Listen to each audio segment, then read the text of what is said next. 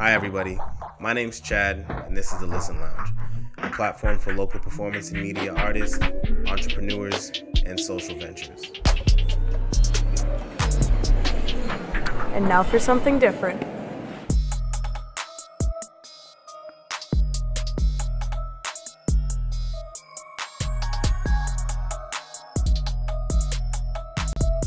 Okay, big bro. How you doing, Chad? Doing good, man. Doing really good? How are you? I'm doing very good. My week's been stressful, but overall, I'm relaxed, chill. Hey, any day above ground's a good one. That's true. You know, just keep that in mind, man. No matter how tough it gets, any day above ground's a good one. Would you say just to stay positive, I guess, this week? Of course. That's not just this week, every day, every month, every year. Stay positive. What's your process on staying positive every morning? Yeah.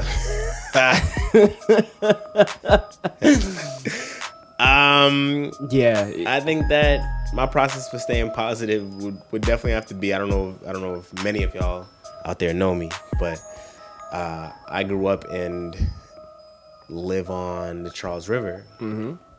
And my bedroom window overlooks the river. It's Cambridge. Once my bedroom window as well. It's Cambridge, so it's got trees, grass, obviously the Charles River, joggers. I mean, sunrise on the Charles River is a beautiful thing. Oh, yeah. Sunset on the Charles River is also a very beautiful thing. Yeah, and so like I wake up, I take that in, and I'm like, I'm not dead. And that's your motivation. And I rock with that, I'm like, I got life. What am I gonna do with it? Yeah. And I guess right now the answer is go to work, but hey, you always got to get up and go to work. I mean, prepare yourself. But go to work. It's the first thing you should do. But what'd you get into last night? I'm glad you asked. Actually, last night I went to the NAACP Hall of Fame ceremony. Word. How was that? And it was actually pretty dope. They recognized William Lloyd Garrison, who is the founder of the You got this. William Lloyd Garrison, who is the founder of. All right, we're gonna have to cut this later. No, this is straight through. So this is straight through. So we've got William Lloyd Garrison, who's the founder of the Liberator, which is an abolitionist newspaper. From the times of slavery. I don't know if you guys know that, but for many years, Africans were enslaved. Let's get our reparations. In America. But yes, so he was a very big part of the abolitionist movement. Very strong participant, and they inducted him into the Hall of Fame last night, the NAACP, and it was amazing to be there. You don't really get to see so many black people in a room dressed to the T for something positive, so often. Yeah. We really don't get that recognition, man. It feels representation. Good. That's true. We're always depicted as people who steal, people who do wrong, and to have someone of color pretty much just get their name in the Hall of Books, the Book of Fame, right? Hall of Fame. There you go. It's a book. It's a hall. Who cares? Same thing. You read it. You go through it. People are memorized. It's like the Bible. Let me just hear you say Hall of Fame one time through, real clear. Hall of Fame. Word. But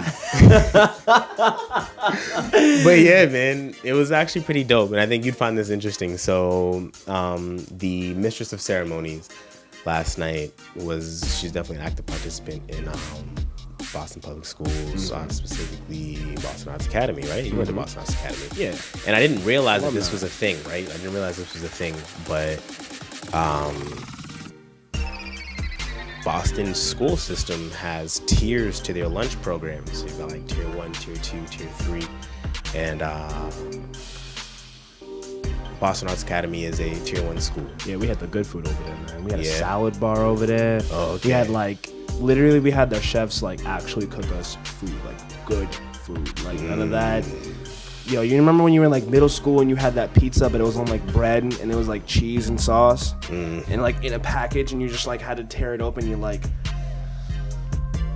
nah, I don't want this. Like, nah, I'm good. Like, I'm gonna go home and eat food. So y'all didn't have none of that. None of that. We actually had really good prep food. Plus you're in Fenway, so like nearby you've got plenty of options. Yeah. And like your school's not a school with metal detectors, is it? No. So you're free to come and go like as you please. Yeah. Lunchtime we had like a pizza truck outside that we can go to too. All right, cool. So like other schools in Boston aren't the same. You know, they've got metal detectors and they've got like a tier 3 lunch program, I guess is what you'd call it, where they're not getting that high quality food. You know, and so like Boston Arts Academy is currently they're not there anymore. They're on Fenway right now, right? Mm-hmm. So their building getting turned down and getting a new one. So in the meantime, they're actually going to another school, and that school's not on the same program. So that school's a tier 3 school, while BAA was a tier 1 school, and so I guess while they're merging with that school, they actually did the due diligence to get that tier 3 school bumped up to a tier 1 school. Wow. Right? So that's pretty dope. That is dope. Yeah, that's pretty dope. But isn't that like a missing factor? Oh, definitely. Definitely. This is 2018 and public schools are on a tiered lunch system where, you know, some kids are getting better lunch than others in a time when you do know like the effects of proper nutrition on education. Right. And I was talking to this artist Girlchild, and we were having this conversation. It was a conversation about how when you go on the like train system, depending on where you are, you start to see the shift of who gets on and off of certain stops. For example, like from all the way from Oak Grove to, I would believe, say downtown crossing, you get like the rich people, you know what I'm saying? You get, well, actually it's even farther than that, like probably from Oak Grove all the way down to, I would say, Green Street. You would get preliminary like white people and, you know, people who there would be no one of color getting off of those stops unless they're going to work or to school or to travel through. Pretty much from everybody from Green Street on to like to Forest Hills is preliminary black. And why is that? You know what I'm saying? It's the same thing as the red line. You know, you get from all the way from JFK on, you get like white people, and then from JFK down, you get like, you know, black people. It's and minorities. You know, I think everything in Boston's on a tiered system. That's interesting. That's actually really interesting that you say that, because I would fully agree. And that's like just it's the city's segregated. The city's segregated, and it's not seen so much. It's not talked about very often. But definitely, like, I was really enthused to hear them say, like, oh yeah, you know, she said she got the phone call and they were like, oh, we got the school that we're merging with to be bumped up to a tier 1. And the response was, that's not enough. You know, that's not enough, because the fact is that that's not enough. Yeah. You know, equality is the goal. That's true. And I think that I mean, it definitely, I think first of all, it starts with our children. It starts with making sure our children are well prepared for the day, well prepared to learn and grow and develop. Yeah. So I was very happy to hear that. And then, you know, just talking to you right here, feeling like, you know, this is definitely a good stepping stone for the next step of, it's like, we need more even spread. I don't even know what the word is. Basically, we got to do better. There's work to be done. That is true. That being said, sounds like your week went pretty good. Seems like you got into really good connections and people you talked to. Yeah, that dope. commencement sounds like it was very, very dope. Yeah. We're gonna bring on our guest, Girlchild. We have Girlchild in the building. Hey, How's how's it going? How's it going? Good. How are you guys doing? I'm doing good. Yeah. I'm doing all right. I think Moises is good. I am good. I'm sauced. He's got a haircut. I did. I don't get haircuts. So I'm looking haircuts often. Like a handsome. Thank you guys for having me on episode 4, right? Episode 4, yeah. Thank you for being here. Yeah, thank you. for being Thanks. Here. I've told you a million times, I'm so excited to have you here. Thank you. Yeah. I'm excited to be here. Definitely. Yeah. So yeah, I'm Nicole, and I also go by Girlchild. I'm going to read you guys the first page of my essay, Caretaker. So here we go. Oh, Jesus. Okay, here we go. Muse. Exposition. You do the right thing. You know you inspire me. Dear Mom, I'm afraid I'm sick. I'm perpetually bracing myself for the rip tide to sweep under my legs, off balance, scrambling and squirreling, under and out towards the drop. Dear Mother, I'm afraid I'm lost. I don't know where the fuck I belong or where I want to go or how I'll get there. My stomach is churning. Dear Mommy, I'm afraid I could never equate to you, Queen. The princess looks upon you with the Milky Way spangling in her eyes. Dear Ma, I'm afraid I'm a bad person. I have bad thoughts. More times than not, I bite my lip till it bleeds. I want to hurt people. Like really, I could punch at least 5 different people upwards of 10 times right now. Let me know. Dear Mama, I'm afraid of what my life will be like without you. The spring that cracks through the winter ice, thick with opaque. Nothing like your wind to soothe the frigid tempest, once common in our Februaries. The loudest scream and a louder clap from the audience, or the simplest gift of vegan Valentine's Day chocolates, which distance has bitterly taught are the sweetest. Your unconditional support and thoughtfulness has amplitude on the woman and writer I am.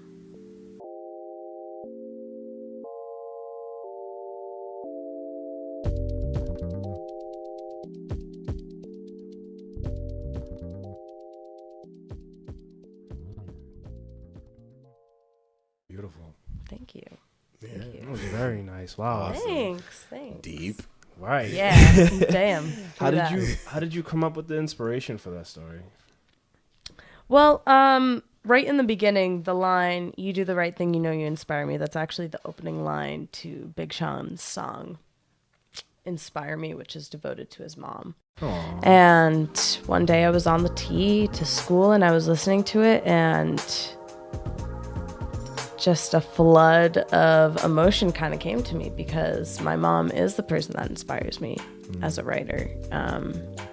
She is the person that taught me how to read and write single-handedly.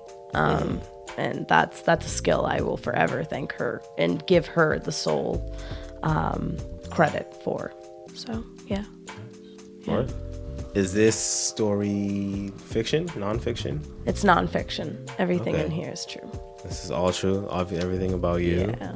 Everything about me, my mother, my grandmother, everything's true. Yeah. Cool. Yeah. Well, I mean, as an artist, like, how awkward is it for you to like write about yourself? Because I know some vocalists, like, you know, when they hear themselves, they're like, "Oh, I sound like I don't sound good. I sound like poop." Yeah. Yeah. It's definitely awkward writing about myself, especially because this essay I actually workshopped in front of a class of my peers, so that's always a vulnerable position to be in. Yeah. But as you can kind of tell, there's not a whole lot of me in this story. It's mostly a story about my mom and my grandmother and how that relationship has had an effect on me. So right now, as it stands, there's not a whole lot of me in it, but there are plans to make this larger, and so I would definitely say there would be more of me in that. Nice. But that's still I haven't even shown this piece to my mom, so it's a heavy-handed piece. Well, Mama Dogs, you hearing it first here, so yeah, you do the best. I hope you she know, likes it. I loved it. Thank you. Actually, yeah. Thank you. I love the story. In terms of like literature, do you consider yourself a trustworthy narrator? And like every story has multiple sides, you know. So Yeah. do you feel like your side obviously you'd feel like your side is the side. Yeah. I do recognize that I can be a bit biased in my writing, definitely. And I think that if you want to be a successful writer, you have to realize that no matter what you write, it's going to be biased. But reading through this piece, prepping for the show, I kind of realized I only painted my grandmother in a negative light, which from my perspective, that's all she's ever been. And that's a valid perspective, and that's the perspective I'm trying to get across. But also, I do need to paint her as a whole individual. She can't just be a character. She has to be a person. Yeah. So, like I said, like I had mentioned earlier, plans for expansion on this piece, that's definitely an element. I want to get interviews from my aunt, my mom, about some positive elements. A little more about who she was that you didn't get to meet. Exactly, because there is only such a small slice of the pie that I know.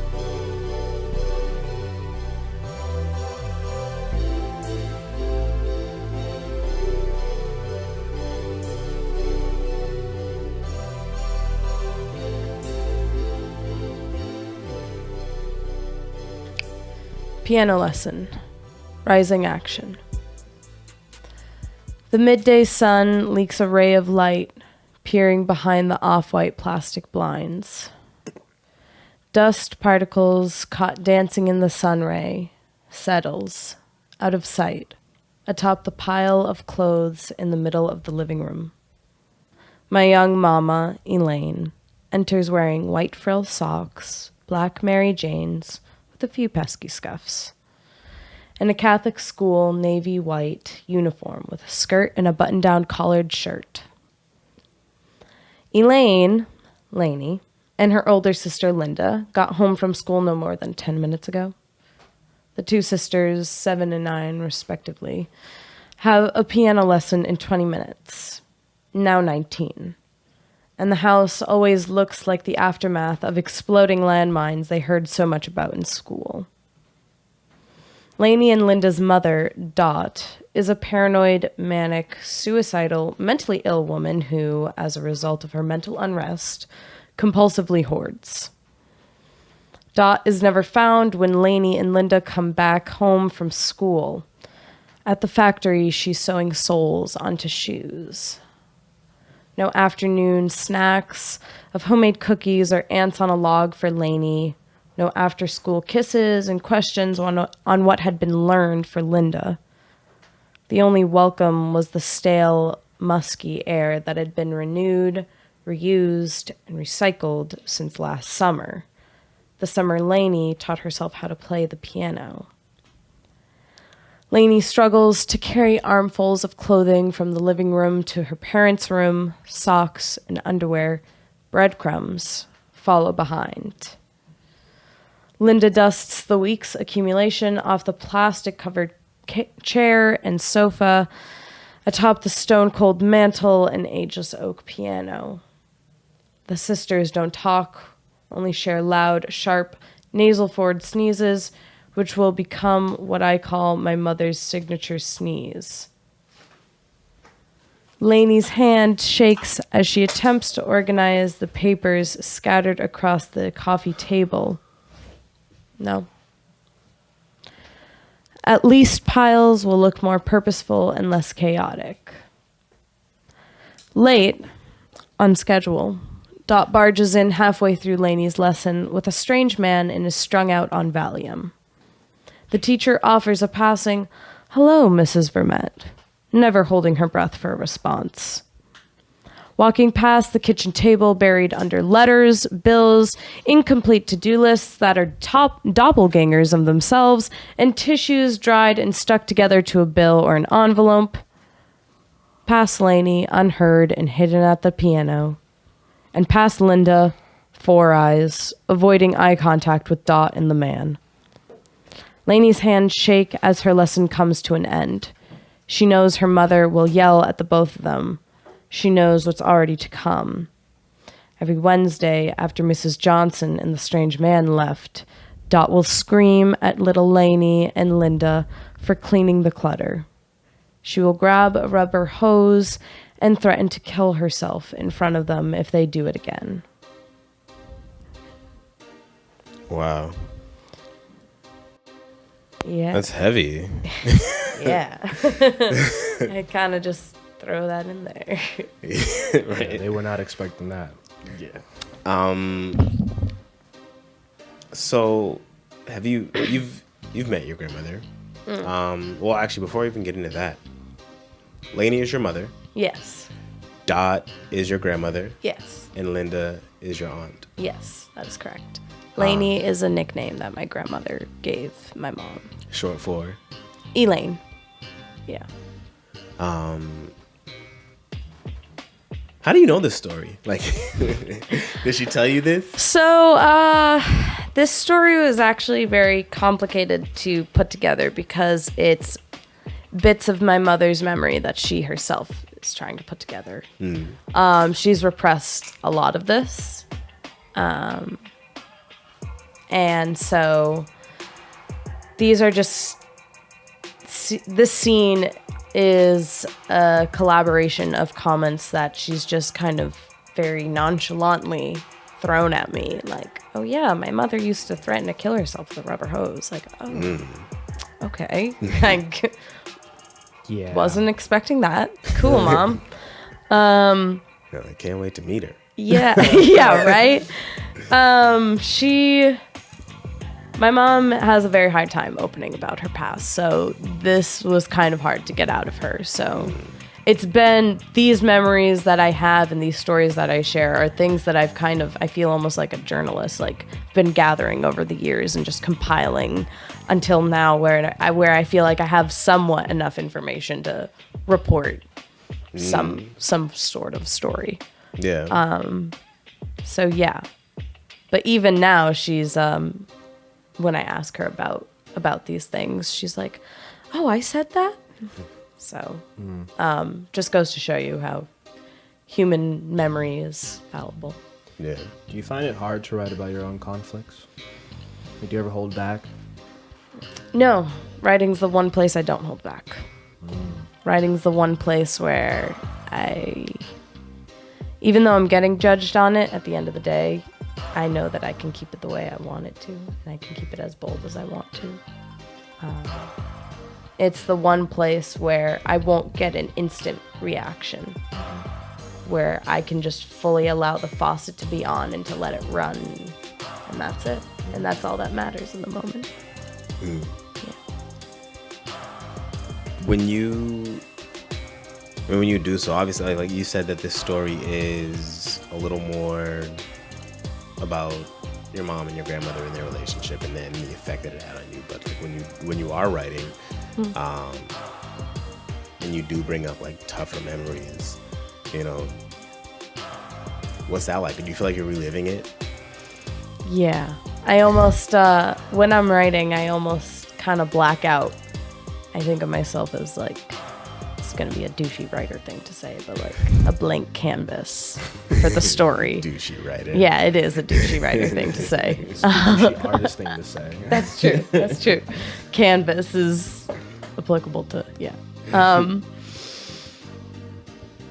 It is tough because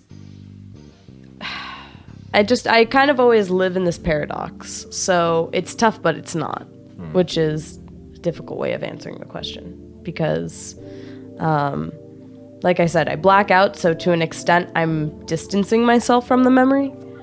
But in order to do the memory justice and to have the readers experience my writing the way I want them to, I almost have to force myself back into that. Because I want my readers to experience it. Yeah. Not that I want to traumatize my readers, but I just want them to understand different perspectives of life and the different perspectives that have been lived.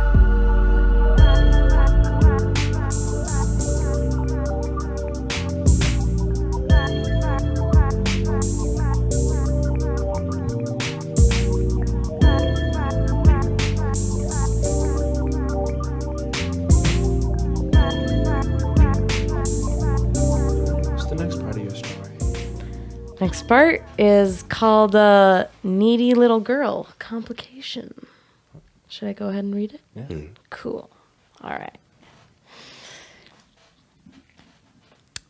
I'm 9 years old and beyond excited to have my first sleepover with Grandma. Needy little girl. Complication. I'm 9 years old and beyond excited to have my first sleepover with Grandma. Well, she's coming over to our house. And it's because she had foot surgery. So it isn't really a sleepover, but I still pack my favorite Hello Kitty bag with a fresh pair of underwear and change of clothes, as I have decided I will sleep on the couch with my grandma instead of upstairs with my sister. The doorbell rings. My heart palpitates as I scurry to follow behind my mama, opening the door. Before me, welcoming me, is Dot's husband, Bill. Now, Dot got divorced from her husband, Roland, and remarried Bill, one of the men that she had been cheating on my grandfather with. I knew this information about my grandmother from a very young age. Dot's big yellow toe with a massive needle stuck through the middle of it. I'll never forget seeing this fucking toe. My eyes are inappropriately glued to my grandmother's puke-colored toenail, thick and cracked. My mother brushes my hair. I force the acidic spit down my throat and hold my hand from shaking as my grandmother starts with a, "Hi, kiddo." My mom leaves us alone and heads off to work, which I had planned on using to make up for all the lost time. But Bill throws a wrench in my plan. See, I'm at the age where I realize my relationship, lack thereof, with my grandmother is not like other kids' experiences. I didn't know my grandma was supposed to take care of you when you were sick. My mom's a nurse, so why would I need my grandma for that? I didn't know grandmas are supposed to call you on your birthdays and go to your dance recitals or make the best chocolate chip cookies in the whole wide world. So I'm determined to fix our relationship, even if Bill is here to witness. I plan on making dinner for my grandma, but Bill insists on taking over. So I work hard on the plate presentation, trying to imitate what I've studied on Food Network to a T. "Oh, Bill, look at this lovely meal and the presentation." My heart sinks to my stomach and my cheeks burn with crimson anger. The Omega watches the Beta and Alpha share in carnage, resentful and ashamed. 5 minutes later, they won't even notice my lack of conversation. Won't notice as I grab their plates and start the dishes. I seclude myself in the downstairs bathroom and begin to change for bed. Naked and peeing, I look at the floor before my feet. Spangling gray tiles with dirty grout outlining and a lighter shade of gray. I don't register that my vision is blurring or that a tear rolls down my cheek, staining the grout in front of my feet.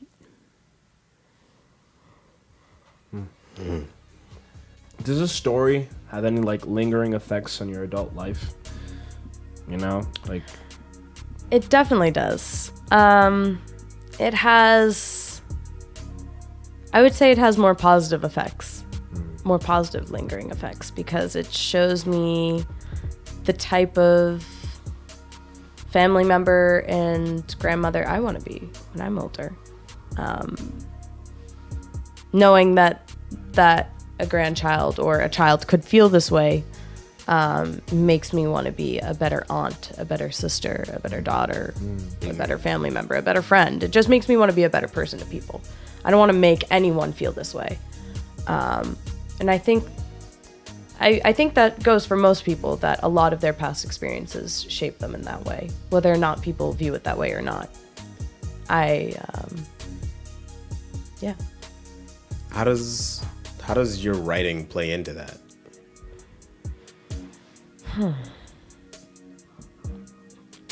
Well, my writing plays into that because it helps me process those thoughts. It helps me to understand that that's a positive effect on me. It helps me to emote,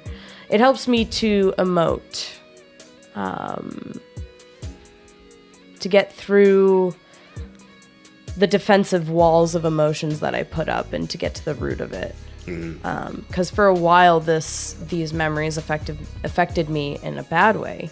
A lot of the times they would affect relationships that I had with family members in a negative sense. It affected my ability to make friends, to trust people.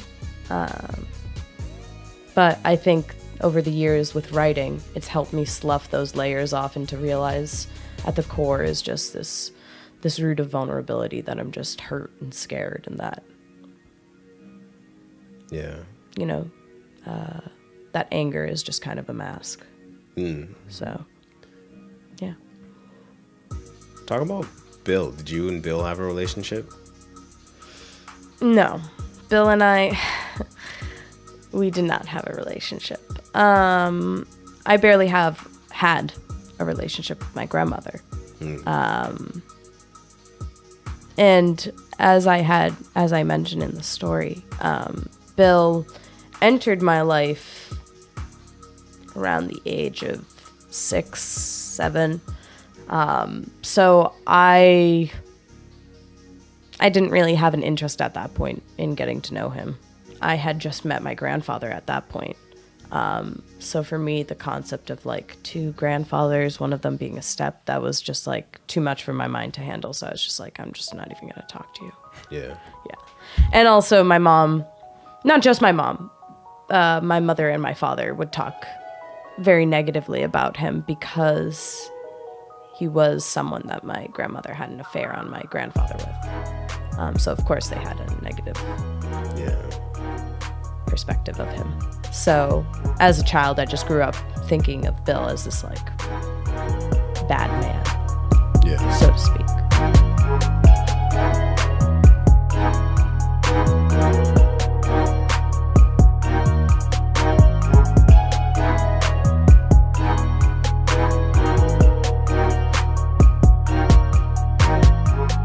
Let's get into the juicy part of this whole story.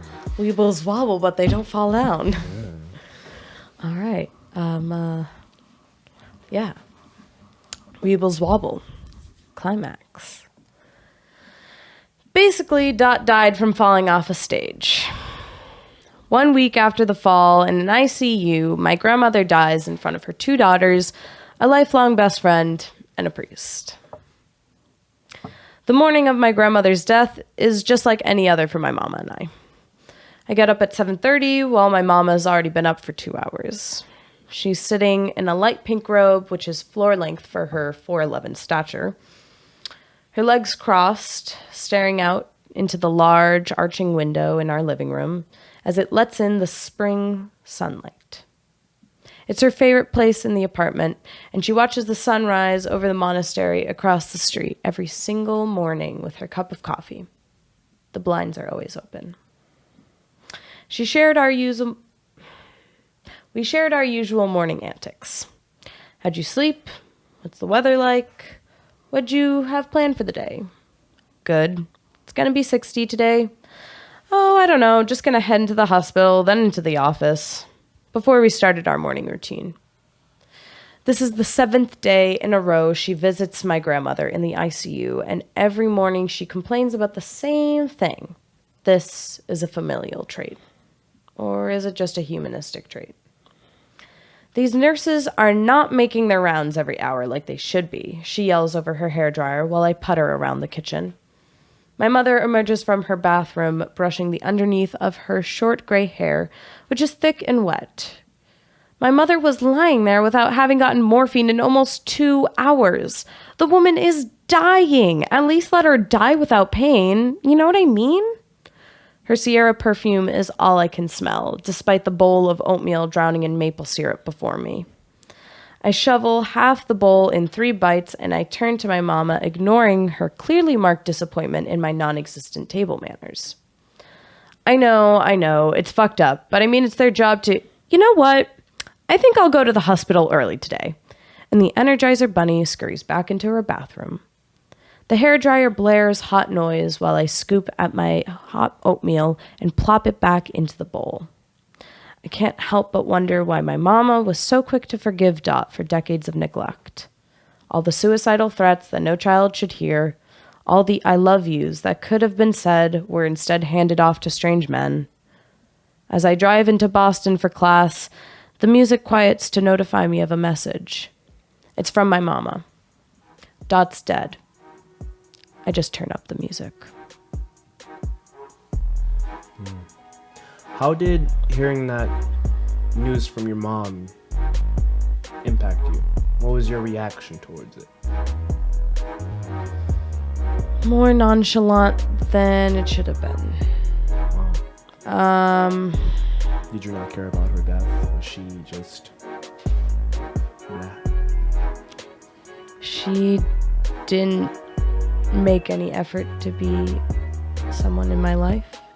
And as a young child, I learned being part of a large family, you have to kind of fight your way for attention. And no matter how hard I would fight for her attention, she just wasn't receptive. So I just kind of grew to realize that she didn't care about me. It was part of her, I don't know if it was her mental health, if it was, I don't know what it, I still to this day don't know what it was, but, you know.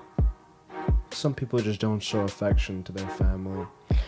They're distant. Yeah, and even, I mean, she would try to show affection, but it was just, it was always surface level.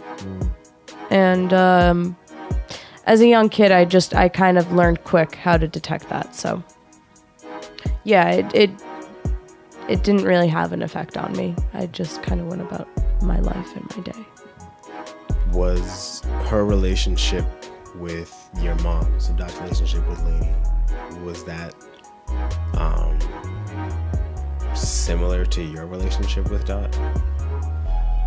I would say no, because I was, in my opinion, I was angry and resentful towards Dot for unjustifiable reasons. Because I was doing it as like a protective way for my mother. I felt that if I could hate or be angry at my grandmother enough, that it would take on the hatred I thought my mother was supposed to feel for my grandmother because of everything she had done to her, everything she had let happen to her, just all the neglect. So I wouldn't categorize it in the same boat, because my mother, at the end of the day, she taught me ultimate compassion with letting go and forgiving her mom for everything. And I'm still struggling with that. I still am struggling to let go and forgive my grandmother for everything. I don't even care about what she did to me. I mean, she didn't even do anything to me. I don't even care about the neglect she gave to me. I'm more angry about how she raised my mother and how she wasn't there for her and neglected her. And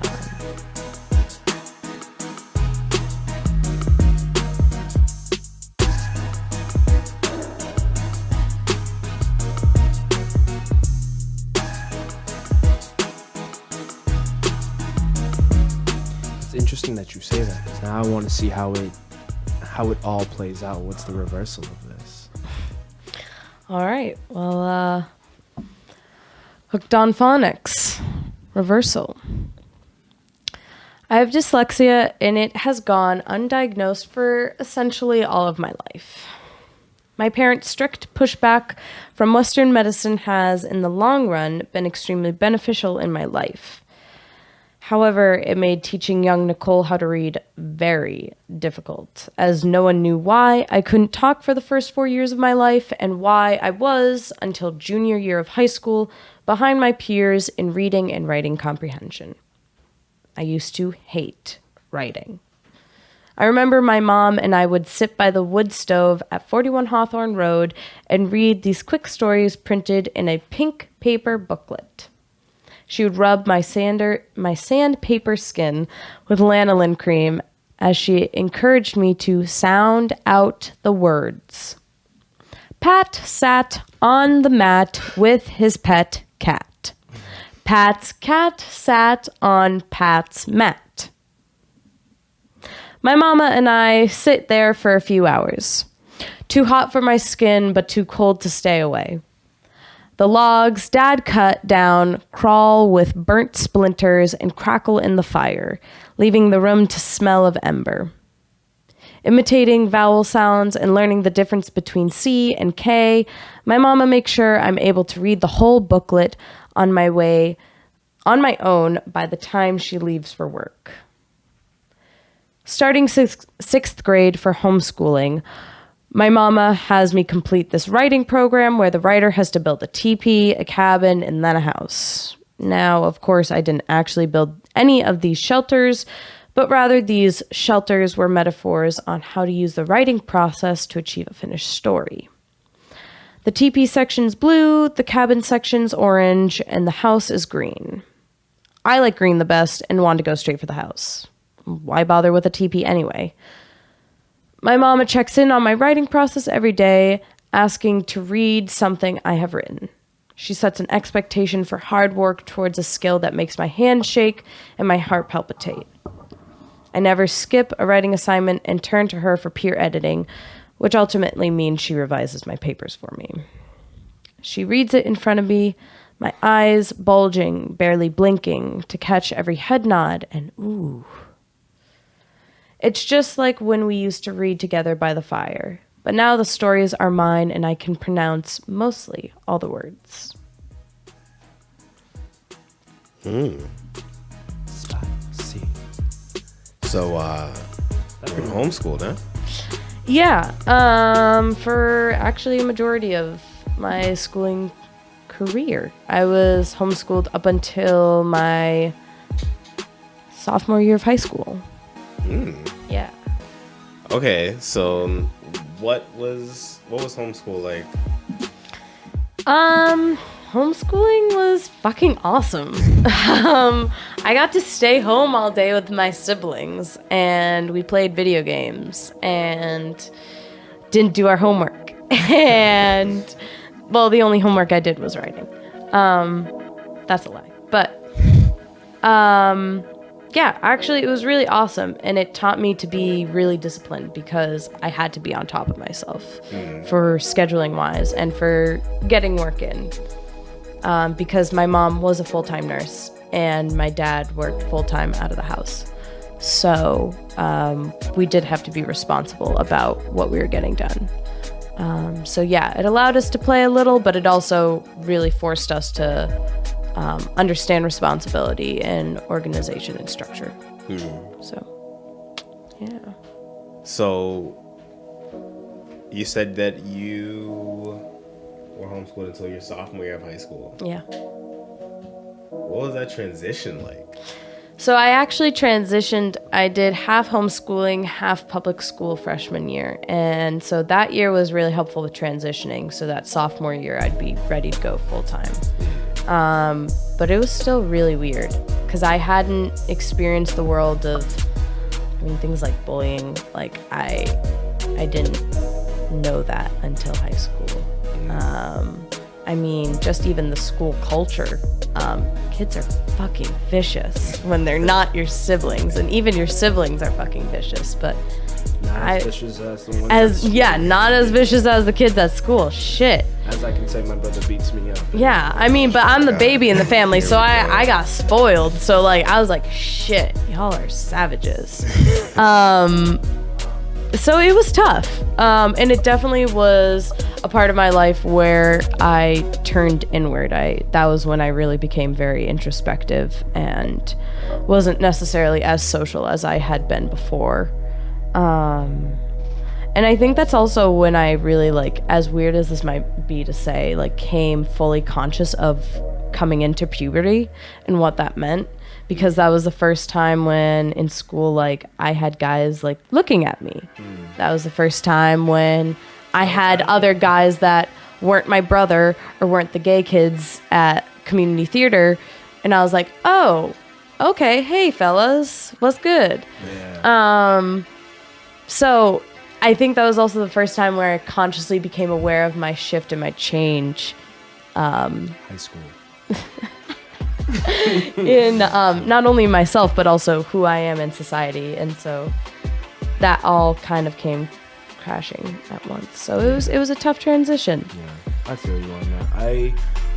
As a child, I transitioned from 6th grade into STEAM school into a public school, and it was probably one of the hardest transitions for me in my life because I went from small classrooms to big classrooms, and the popular kids liking me other than the kids that actually transferred over with me over there. And it was probably like the weirdest thing because I was low-key a nerd, but I was low-key popular. Yeah. High key. High key. Well, that was at my school too. When I got there, it was only 2 years old because I grew up in a small town, Wyndham, New Hampshire. And shout out Wyndham, I guess. You white wasps. Yeah. Okay. Yeah, nah. Chop it like salad. Crisp. Yeah, nah, but yeah, it was a small school, so everyone was on top of everyone's shit. So that also made it more difficult. You couldn't really hide from anyone.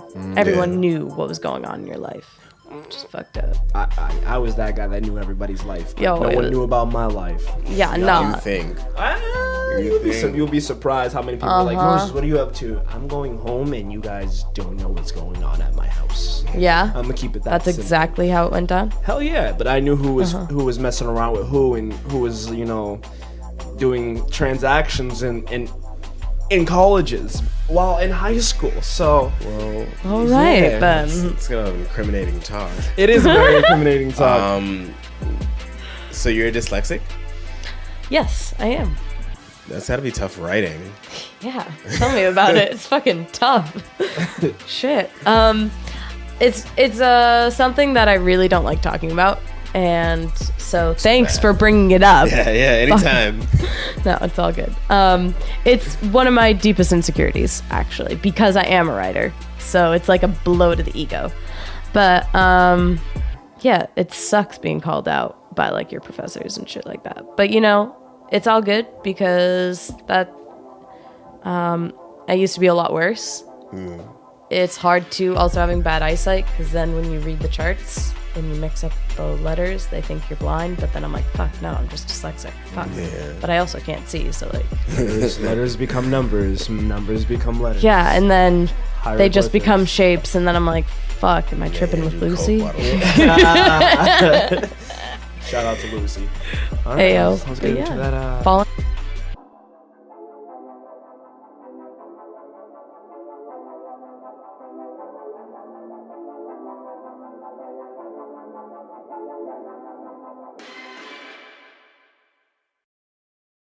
By the pencil. Falling action. I write a fiction essay by the pencil about my relationship with my mama.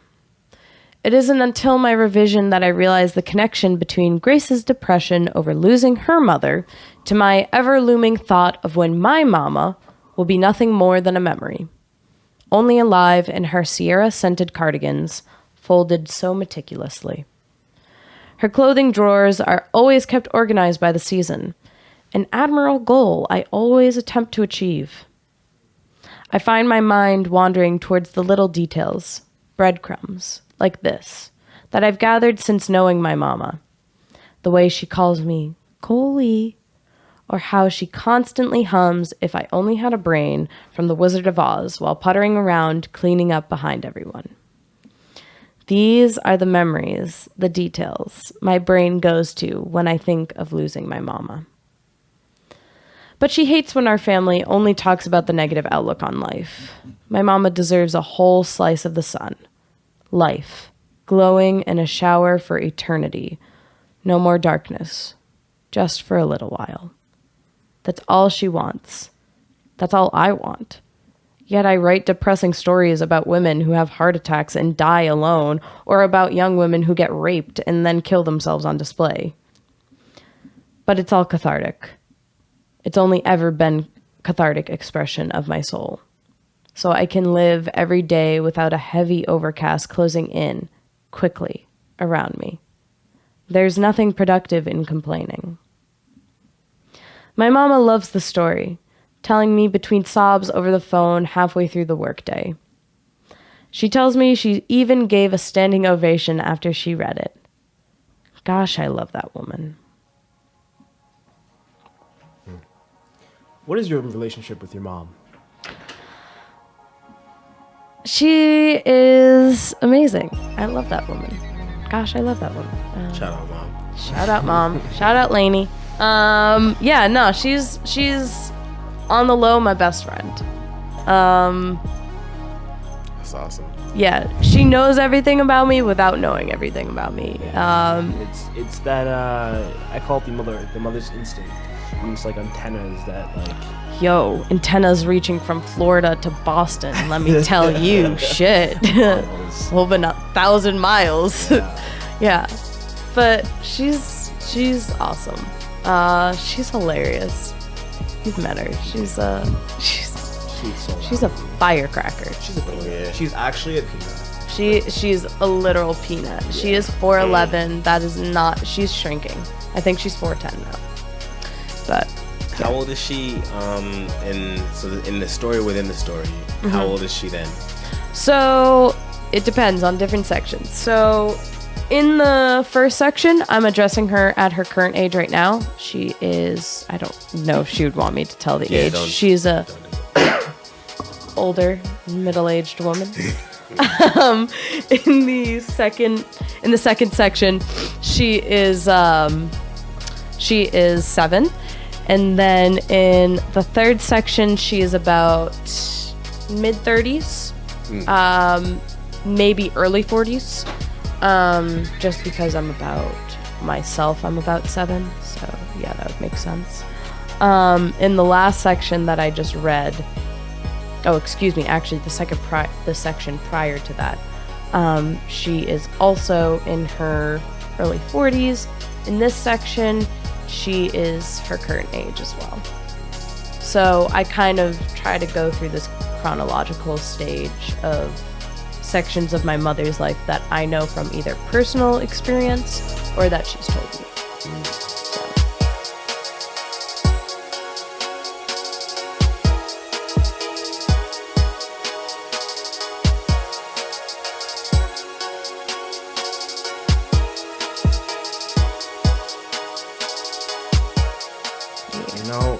I'm like itching to see how this all ends. Like I already know Dot dies, and like I just want to know how it all ends. Yeah. It's like one of the most exhilarating stories about like someone that like I know personally. Like these are things that I've heard from you, and to hear them out on paper and to hear them out in story form is like it's breathtaking because you honestly wrap up your whole entire aura of your grandmother and your mother and her sister all in like a nutshell, and it's like great representation, and I really want to know how it ends. Wait, do you guys know each other? Oh yeah, so if you guys don't know, by the way, me and Girlchild are in a interracial relationship. Oh, you have to throw that label on it. Oh shit. Okay. And if you are jealous, thank you. Be jealous, because she is gorgeous and she's amazing and the best storyteller I've ever met in my life. I don't read books, but I read her stories. Like they're. Wait, you know how to read? Damn. Very funny. Damn. You know what? Yeah, my brother taught me. So he taught you 5 words? You should 5 be words. so lucky. Damn. Me, myself, and I.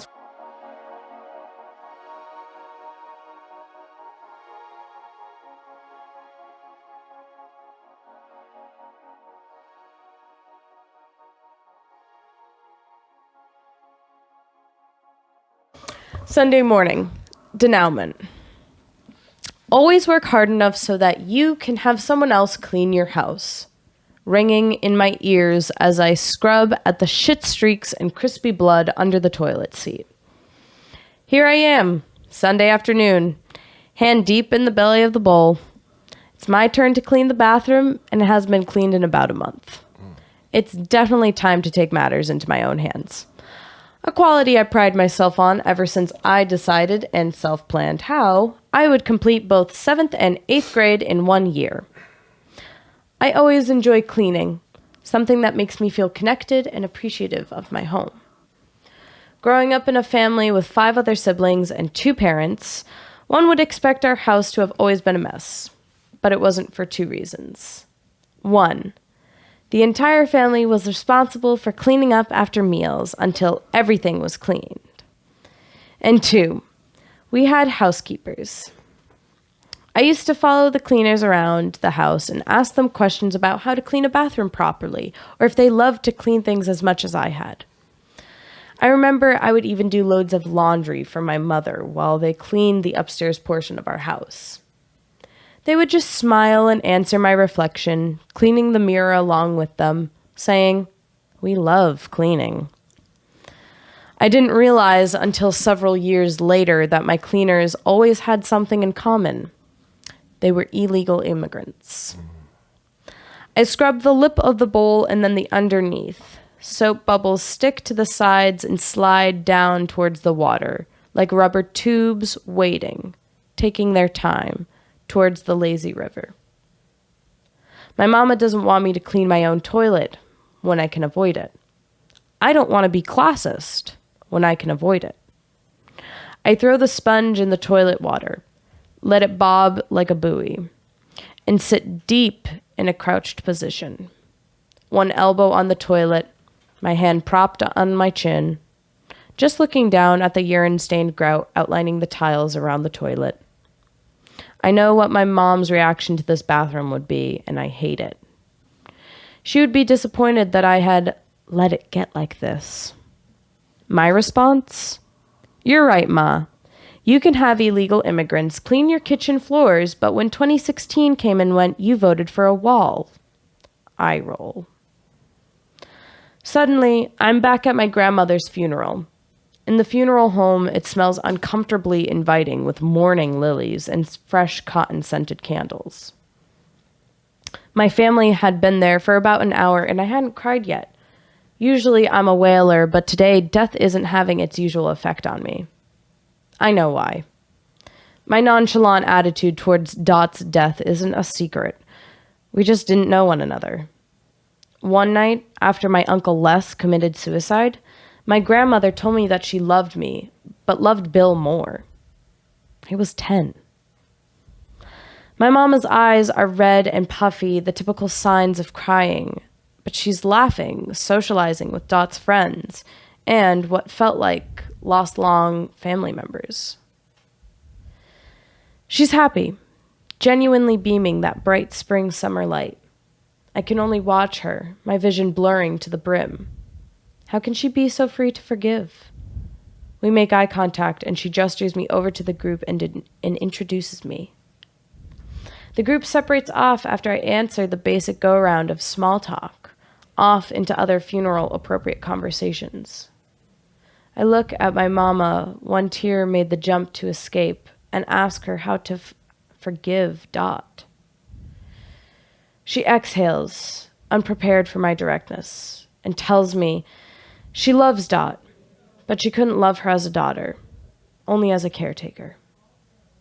The sunlight went out for a moment, hidden behind a gray cloud. I wrap my arm around her shoulders and give her a good squeeze. That's more than you could ever know, Mama. The ripples in the water settle in silence. A droplet lands on the toilet seat. I blink and run my finger through the puddle. I know my relationship with my grandmother is far from the one my mother had with her, but I can't shake the voice in my head. The sooner I'm willing to let go and distance myself from my grandmother's faults, the sooner I'll be free to forgive her. What will my granddaughter have to forgive me for?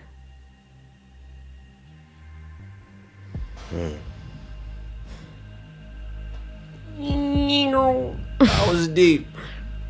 Yeah, That's definitely that bring it deep to a train. close there. Wow. Yeah. So, no, you got that.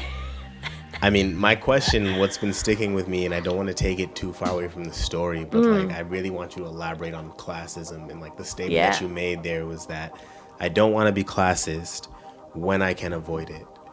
And I think that there's so much packed into that. Yeah. So I don't know if that's a question, but that's my question. Okay. This essay doesn't nearly get into it as much as it needs to, but I grew up in an upper class, wealthy family, And, you know, I grew up with a silver spoon in my mouth. And that quote that I read, that opening quote, always work hard enough so that you can have someone else clean your house, is something my mother has actually said to me several times. And, you know, that's an aspect of her personality for all the things she's done to me, done for me and given me. That is an aspect of her personality that I resent a lot, is the fact that she looks at life through a classist lens. And that's very much the perspective in which I was raised in. Do you feel like she has the right to do that? She has the right to do it because her and my father single-handedly uplifted themselves out of poverty into an upper socioeconomic class. But I think from my perspective, what they didn't have a right to do was to only raise us in that one perspective. I think that I definitely would be more well-rounded and have a larger scope of the world if my parents showed me where they came from, showed me what poverty looked like, what they had to grow up with. They always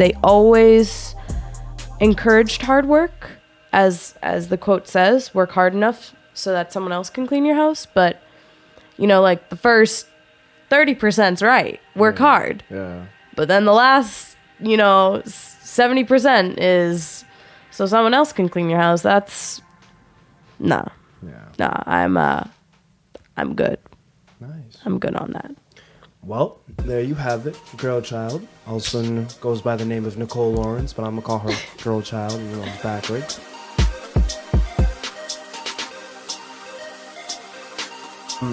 Girlchild, we got some quick questions, some rapid fire questions. Shit.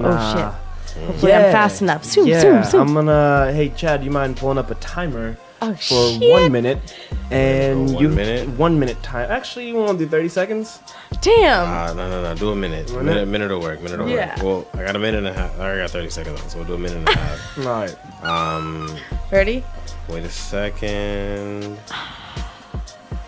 I just want to make sure that I have it all pulled up. Oh, you're not ready for these questions. Shit. All right, so what do you want to just alternate? You go, I go? Yeah. All right. Okay, cool. Ready? Okay.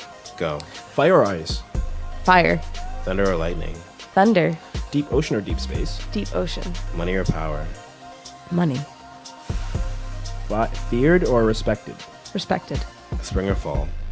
Fall. Roller coasters or water rides? Water rides. Marvel or DC? DC. Sith or Jedi? Sith. Jedi. Sunshine or rain? Sunshine. Late night or early morning? Early morning.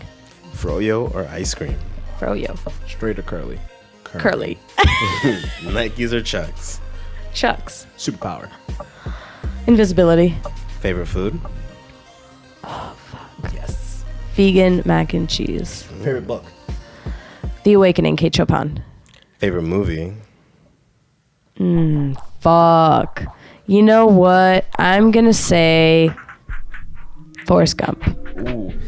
Celebrity swap. Celebrity swap. So wait, what does that mean? If you could be any celebrity, who would you be? Angelina Jolie. What are you watching on Netflix right now? What am I not watching on Netflix? I'm actually rewatching Big Mouth. That's just fucking hilarious.